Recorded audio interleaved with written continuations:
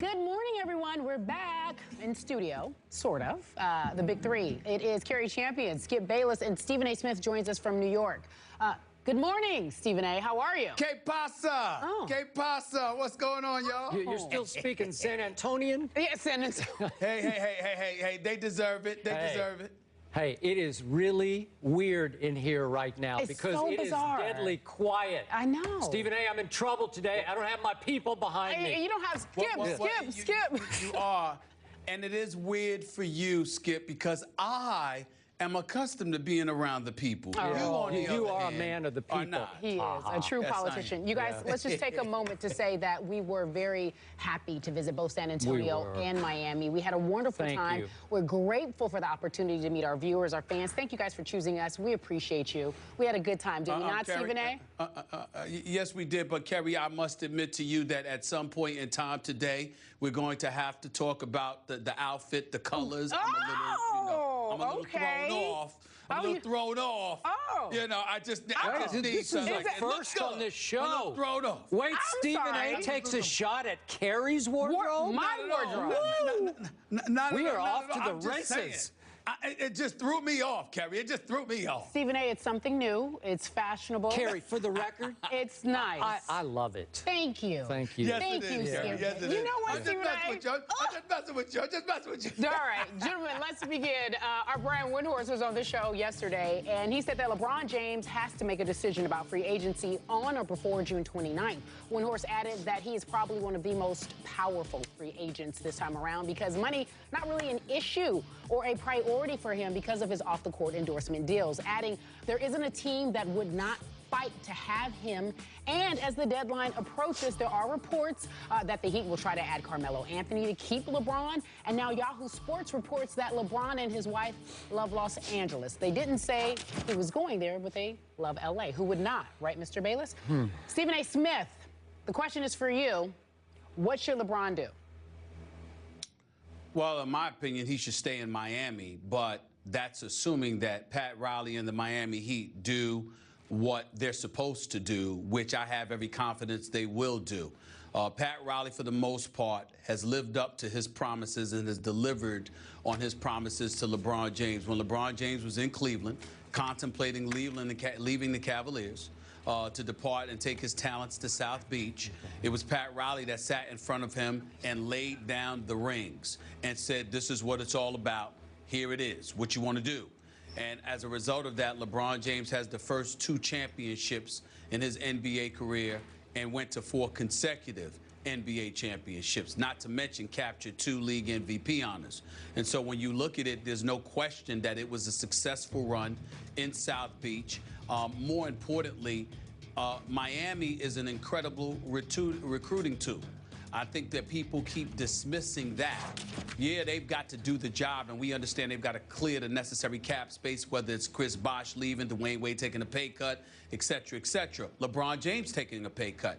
But I also think it's important to recognize that if you've got serviceable or viable pieces in place, Skip, it's real easy to convince somebody to go to South Beach, okay? Los Angeles is attractive, but regardless of what the report says, and Mark Spears wrote it, so we're not going to refute him. That's my man. It's one of my best friends in this industry. I love him dearly. He knows what the hell he's talking about and actually deserves more shine than he gets, to be quite honest with you.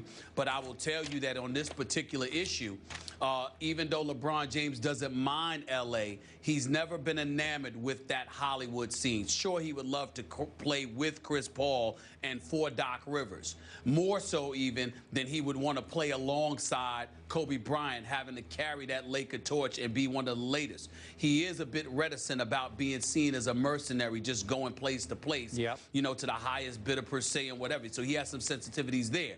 But there's also those California taxes, okay? Let's keep that in mind. Now, that may not matter to people, but to people who make money, you know what? I'm not the only dude out there saying I'm a proud capitalist, and I'm broke compared to these brothers. So let's keep in mind that the state of Florida, there is no state income tax. It is a first-class organization. It is one that is being run by Pat Riley instead of Jim Buss. And all of those things factor into the equation. So I would have to say Miami would obviously be ideal, but that doesn't mean that they don't have to do what they don't have to do. LeBron is going to meet with his dude, Rich Paul. Rich Paul is the agent of record. He represents LeBron. Of course, LeBron is going to talk to his wife, his lovely wife, Savannah. Definitely, she's going to have some input along with his kids. But in the end, it's going to be about him and Rich Paul, along with LRMR, you know, mingling together, getting together, and making the decision. Primarily Rich and LeBron making the decision about what's going to be in his best interest, and it's going to be contingent on the roster that LeBron James has to work with. Because if the roster ain't good enough, he ain't staying. Okay, so for the record, before I answer the question, you have consistently said on this show, LeBron James is not a Hollywood kind of guy. So you are pretty much dismissing any even potential interest he might have in Clippers, where they can't fit him under the cap, or Lakers, where, as you say, he and Kobe probably wouldn't be a great fit at this point in Kobe's career. Am I right about that? I would say to you, I'm dismissing the Lakers more than I'm dismissing the Clippers, because even though he's not the quote-unquote Hollywood kind of guy, the opportunity to play with the Chris Paul and for a Doc Rivers is incredibly appealing. But I would dismiss L.A. more so than Miami. I'm not a capologist, but it just seems impossible to fit LeBron James under the current Clippers salary cap. So that seems to be eliminated. Go ahead. No, it would have to be a trade, Skip. In other words, it would have to be like LeBron would have to say, I want to go to the Clippers, and then the Clippers would probably unload Blake Griffin or somebody like that. That's what would happen. Then would LeBron be happy with that scenario? I don't know. Okay, back to the question. In the big picture, in the end, even though for the next 2 weeks we will get bombarded with what will LeBron do, he should, as you pointed out to start your answer, he should obviously stay in Miami. I think it's silly to even debate the possibility of going to Cleveland or going to New York or going to wherever else you want to talk about. Stephen A., we have lost all perspective on this. I just go back 1 week, just from Sunday night to the previous Sunday night. I watched Manu Ginobili sit at the podium after the Spurs had lost at home Game 2. Remember his quote?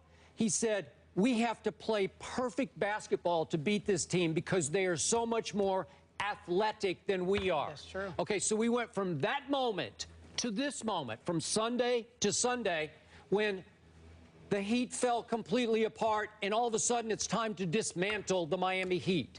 I'm going to remind you, as bad as Dwayne looked, Dwayne Wade in the last couple of games, 3 games, he's only 32 years of age. As bad as Chris Bosh looked in the last 3 games when he went 1 for 7 from 3 and wasn't that threat to bring Tim Duncan out of the lane that I thought he would be, he's only 30 years of age. So all of a sudden I say, really, what's wrong with the Heat? And I watched, as you did, our Chris Broussard and Brian Windhorst speculate about, well, Pat Riley could do this and this and this. He could bring in, and again, they were just throwing out names, a Luol Deng, a Chandler Parsons, maybe long shot Kyle Lowry, as Chris Broussard said. But I'm not going to bet against a Pat Riley. Stephen A., I'm not going to bet against a Dwayne Wade with an offseason to get better, even though he may have, as Brian told us on the show yesterday, arthritic knees that'll never really get good.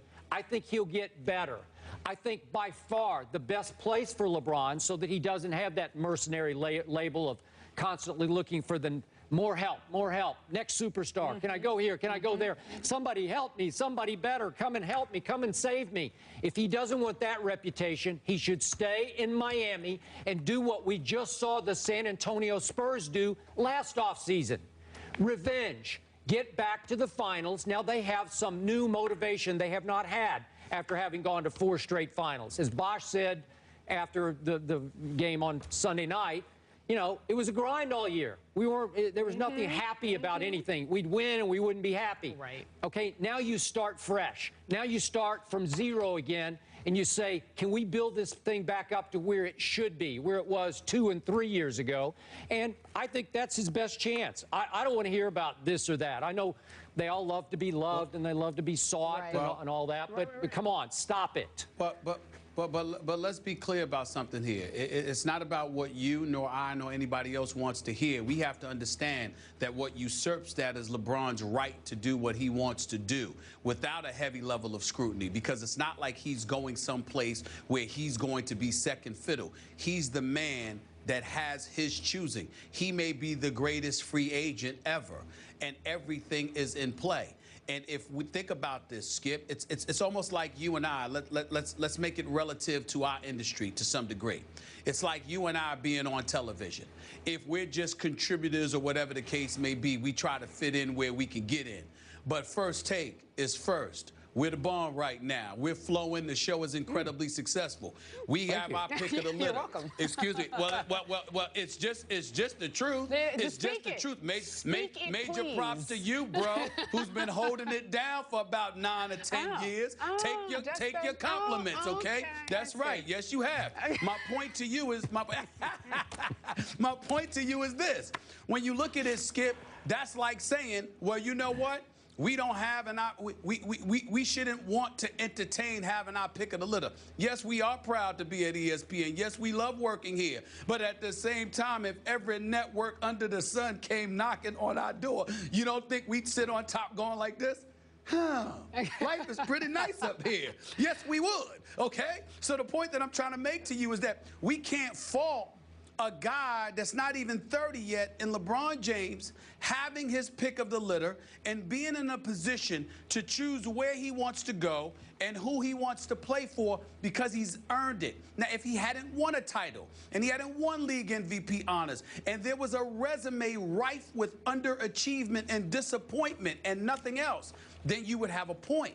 But when you are a 4-time league MVP, when you've been to the NBA Finals 5 times, when you have 2 rings, okay, and you've just finished going to the finals for a 4th consecutive time as the leader, you were driving. You weren't riding, you were driving. Well, then you kind of earned the right to have your pick of the litter without people saying, oh, you know what, that's weak, that's the cowardly way out, or whatever the case may be. I can't go at LeBron like that because he's done it. And I got to give him that respect. I hear what you're saying, because he's got to be careful about the mercenary tag. Sure. But at the same time, he's earned it. He's earned it. And if he makes, I don't think he'll do it, because I think it's Miami. I think it's Miami. But I'd have no problem with him going back to Cleveland, because I think that would be a fantastic story going home. But if he decided, if worst case scenario, Skip, if he stood up and said, you know what, I want to be a mercenary. I want to be the hit man. I don't knock him for that. He can do what he wants. Okay. So would you encourage him to go back to Cleveland then? No. Is that what you're saying? No. I would encourage somebody to leave South Beach. What blasphemy coming out of your mouth? The key to the city. You got it more than LeBron. Yeah. What are you talking about? It ain't happening. Of course he should go back to South Beach. Okay? I don't want to be in Cleveland in June. Sorry, Cleveland. Love you dearly. Great sports town. Hope the Browns do well too. But I'm not interested in going to Cleveland in June. I want to be in South Beach or New York. One of the two. Okay, question. LA a distant third. This is interesting. You brought this up. Higher degree of difficulty right now to win next year in Cleveland or win next year in Miami? I'm talking about win a championship. Skip, believe it or not, I would say Miami based on right now in terms of their health. If they're healthy, please. There's nothing to talk about. Cleveland's not even in their same class. But with young thoroughbreds, a Kyrie Irving, some size on your front line, and let's say they were smart enough to go and get Mark Jackson as their coach. Okay. Well, you know something? That would be kind of different for me. I mean, it would. But of course, I'm only saying that because Miami's health is questionable right now. And I think Dwayne Wade, listen, Dwayne Wade to me is a superstar when healthy. I don't care what anybody wants to say. That man didn't lose his game. He's just hurt. Okay. And he's got to get treated. He's got to get healthy. So when you say health, it's only Dwayne Wade's health that you have questions about, not anybody else's health, right? That's right. Okay. That's right. I'll go on record right now. I would applaud LeBron for going back to Cleveland right now, because I think it would be a much higher degree of difficulty. I would appreciate the guts it would take to go back home, quote unquote, to his home area and try to lift that young team to a championship. Go do that, LeBron. I would be impressed. Let's get. I got to tell you something, though, man. I can't rule out anything with LeBron because he, as an athlete, I've never seen anyone more about business than he is. Because he is a businessman. I mean, everybody's talking about this Beats by Dre thing. You know, they sold, they sold for $3.2 billion. Talking about LeBron got like a $30 million. They don't know what they're talking about. Skip, it's a whole lot more than that, brother. I'm here to tell you something right now. LeBron ain't starving for any dollars. That man is a businessman and very adroit at it, I might add. But what I will say is this. I just look at it right now, man, and I got to tell you, I read that letter yesterday on my radio show. Yeah. What Dan Gilbert wrote to him. I know. It was strong. In the aftermath of him leaving. And Dan Lebron came on my radio show to talk about it as well. It's hard to imagine that you could shrug that off. I mean, it was really bad. Yeah. All right. And speaking of LeBron, the man who